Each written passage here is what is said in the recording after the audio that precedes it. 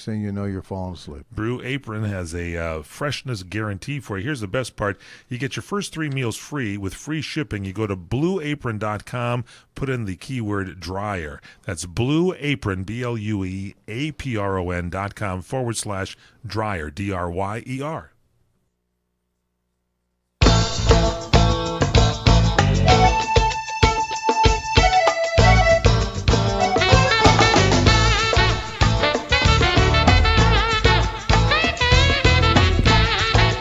Welcome to What's Cooking Live on CRA Digital Talk Radio.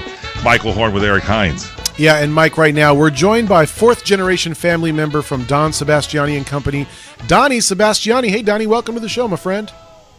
Hey, thanks for having me, guys. Thanks for being with us, Don. We really appreciate it. Give us the background, because this is, you guys have been around since 1904. To kind of talk to us about Don Sebastiani and Sons. How did the family start in the wine business, and how did you get here and all that good stuff? Indeed, we've been around for a little while. 1904, there was no banner raising ceremony with trumpets or anything. We had to kind of reconstruct that date back in the day when my great grandfather Samueli started commercially making and selling wine. Back then everybody was making wine. If you came from the old country, everybody had some version of their own home winemaking program. There's still a surprisingly strong contingent of home winemakers today, but it's not anything like it was obviously 100 years ago. Yeah, what was your great grandfather's name? What was his name? Samueli. Samueli, I love that. Okay, so Samueli, he comes to the country. He's already here, or what happens? He came over. I think it's a relatively, I obviously we think it's kind of special, but I'll bet in the grand scheme of things, a relatively typical immigrant story of, guy came through Ellis Island, landed in New York, worked in a soup kitchen in Little Italy around the turn of the 20th century. The paperwork and stuff is all a little fuzzy, but you can kind of recreate and reconstruct where he was and when he did things. And he made his way out to Sonoma sometime around 1900. And Sonoma had a burgeoning, still does, when you still running around town. My Little League team, when I fill out my Little League lineup card, 7 of the 9 kids have vowels at the end of the name. There's still a pretty strong Italian contingent out here. I love it. In Sonoma. And really was strong 100 years ago. You go run through the cemetery, you see all sorts of Italian names. So he found a little community out here and got started doing odds and ends jobs. All right, and then how does it get to be Don Sebastiani and Sons? He has a son that's Don. How does that work? Yeah, so he was pretty industrious. He did a lot of different things. He did during like the 20s and 30s stuff that FDR was doing on a federal level, that getting people back to work during the Depression, and also that affected us here, him specifically, the Prohibition. He was in the wine business. He was in the fruit canning business. Big into the real estate business. He developed a lot of the town of Sonoma. But the engine that fed all that stuff was the wine making and grape growing business. So that you grew a lot of stuff. You grew a lot of vegetables, all that kind of stuff, and you still, I understand, you still make a lot of some other different products too besides wine, right? Indeed, yeah. We've always been, wine's always been the big focus for us. But like anything, like any dinner table, there's always been other interests. We've been in the fruit business. We've been in the olive oil business. Just to fast forward, his youngest son, my grandfather August, ran the company for several decades, and then my dad is Don, and my dad ran the family winery in the 80s and 90s, and I'm the 4th generation, and my brother and sister have other interests too. We're in the spirits business. My sister is in the pasta sauce business. Wow. And we're branching out into premium almonds, pistachios, cashews, things like that as well. That's great. So you do everything from wine to water to tequila, pistachios, almonds, cashews. It's all there. And did the family split? Is there another Sebastian that was in the San Diego area for a while or something? Because it was the same name but not connected, right? There's a lot of Sebastianis. You go that far up the family tree. 4 generations ago, that creates a lot of grandkids and cousins and stuff. So we're you have a cousin who is here, lives in Sonoma, that makes wine for Highway 12 Winery. We've got other cousins who are winemakers. The long line I of got another cousin. Sebastianis. What we should say is if you go to Sonoma itself, the city of Sonoma, you have a spectacular winery there, right near that town square and everything. Am I right? That's the Sebastiani location there for the tasting room and all that, correct? There's so many different. Yeah, you can't swing a dead cat without hitting a Sebastiani or something related to Sebastiani. I love it. That old winery that's downtown, that's the old family winery that my great-grandfather started. I worked at as a kid. About in 2000 and really kind of two pieces, in 01 and in 09. 01 a bigger piece, and 09 what was left of the smaller piece. We actually sold that family, the old bricks and mortar of that family winery, to a gentleman called Bill Foley, who operates it today. Oh, okay, so Foley's got that winery now. But you guys are still making wine under your own label, is that correct? Absolutely. He has that winery and that trademark, Sebastiani. So when you see Sebastiani on the front of the label, that's his property. But we're still very much in the wine business. I mean, my branch of the family winery, we make more than 1 million cases of wine. So what do you make? Year, how do we differentiate your wine from that one now that the Foley company has? It's a giant pain in the butt, and that's part of working with a family company. You know, it comes with there's a lot of good that comes with it, but there's some challenges that come with it too. You'll see our name on the back of most of the wine labels. Got it. Our biggest volume wine is a value price wine called Smoking Loon. That's pretty widely distributed. So Smoking Loon is yours. I did not know that. So that's the traditional Smoking Loon. And what about this Custard Chardonnay? I love the name. What's that all about? Yeah, thank you. I actually happened to I dropped my kids off this morning, and I wanted a cozy place to chat with you guys. And after I dropped the kids off, I cruised over to this vineyard. It's just a few hundred yards away from my kids' school. That birthed the Custard Chardonnay. So it started with it's a vineyard in southern Sonoma. I'm looking at the hills here. I'm seeing the fog recede back where it's cool. It's great. It's Chardonnay and Pinot Noir climate. It's perfect for those varietals. And it started here in this little vineyard, and we were making some experimental lots. We're learning how to do some different things with this vineyard. It's a 52-acre vineyard.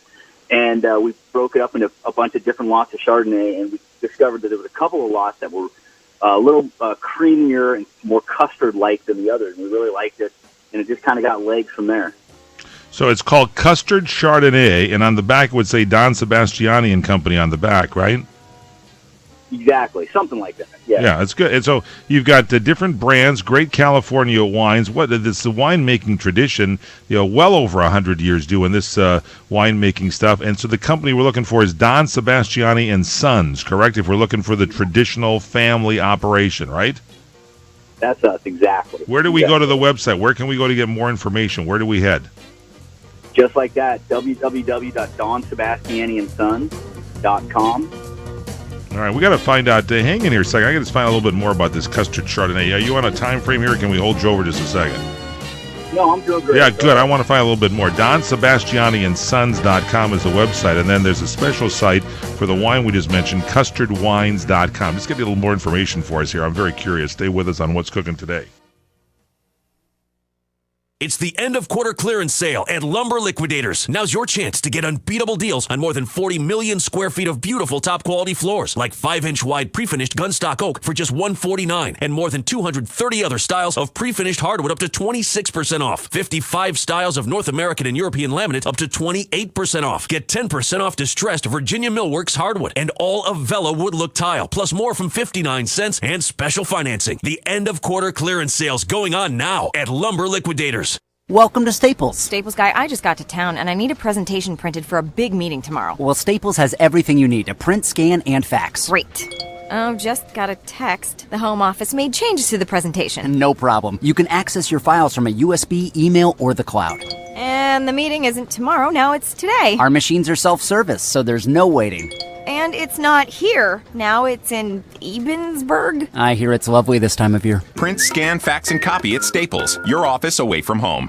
This report is brought to you by SC Johnson. Did you know that the Amazon region produces 20% of the world's breathable oxygen? The Amazon rainforest is one of the world's most vital life support systems. From its role as the world's largest watershed to the fact that its trees act as the lungs of the earth, people need Amazonia to thrive. Every year, an estimated 3.7 million acres of the Amazon disappear due to deforestation. But there is something you can do to help. SC Johnson is joining forces with Conservation International to stop this trend 1 acre at a time. Protecting an acre of tropical forest costs just $25. And for every acre saved by you, SC Johnson will double donations to save a total of 10,000 acres. Join us by protecting 1 acre of land for $25. And together, we can help make a positive impact for future generations. For more information about the Acre for Acre match and to view the new Conservation International VR film Under the Canopy, visit conservation.org/canopy.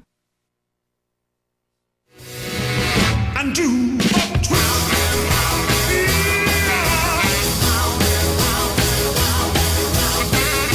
Back on What's Cooking Today, the nation's food, wine, restaurant, travel, and entertainment show. Michael Horn with Eric Hines. And our good buddy Donny Sebastiani is on the line telling us all about the family tradition of great winemaking over at Don Sebastiani and Company. Donny, welcome back to the show, amigo. Good to be here. So Don Sebastiani, we just wanted to differentiate because there was a Sebastiani winery that's in Sonoma. That's separate. That's owned by Foley now. You continue with as the fourth generation of Don Sebastiani and Sons, producing a lot of products and wines right now. And do you have a winery and a tasting room, or do we go to the website? How do we find out about the wines? Yeah, we don't have a public tasting room. We have a winery in Napa. It's more of a B2B type thing. So we'll host customers within the trade, but it doesn't have that customer front. So yeah, go to the website, or we'll come over. We'll come ring your doorbell and bring some wines and hang out at your house. I'm curious about this. I love the name Custard Chardonnay. Is that grown on your estate? Is that the Chardonnay that you grow on the family property? It is. It used to be exclusively grown on the family property, and it's been a victim of success. And so we've actually branched out to include some grapes grown outside of the family property now. And so tell me about it, because the name sounds like a nice, wonderfully dense Chardonnay that somebody that's really a Chardonnay lover will appreciate. Is this North Coast grapes? Where are you sourcing some of the other grapes from? Exactly. It started in Sonoma, so it's got a backbone of Sonoma Carneros fruit. Carneros area, okay. Exactly. And then we blended in, for this, the 15 vintage, we brought in some fruit from Mendocino as well. Gotcha. And so it's a blend. All the custard Chardonnay is a blend then of those vineyards, correct? That's right. Exactly. All right. And so when we have Larry Lipson on this show, wines under $20, I mean, this thing is around $20, isn't it? The retail price on this is not going to kill you in the pocketbook. Yeah, you should be able to find it for even closer to $15 if you're buying it at the right place at the right time. All right, so this is, and then you have other products there. You're doing the sparkling water, the as you mentioned, the almonds, pistachios, the cashews, and all this kind of stuff. You've really branched out a little bit. So if we want to find out all about the family, it's DonSebastianiAndSons.com, correct? Exactly. And there's a separate site for custard wine. That's and you got, I'm sure, a separate site for smoking loon. Is that right?